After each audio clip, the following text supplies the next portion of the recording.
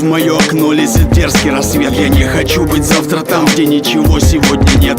Грому оставь волыну, дождю тонкий стилет. Врагу острое слово, близкому добрый совет. Дела полезли в гору, расшевелились шевелюхи. Сразу как-то позабылись номера братухи.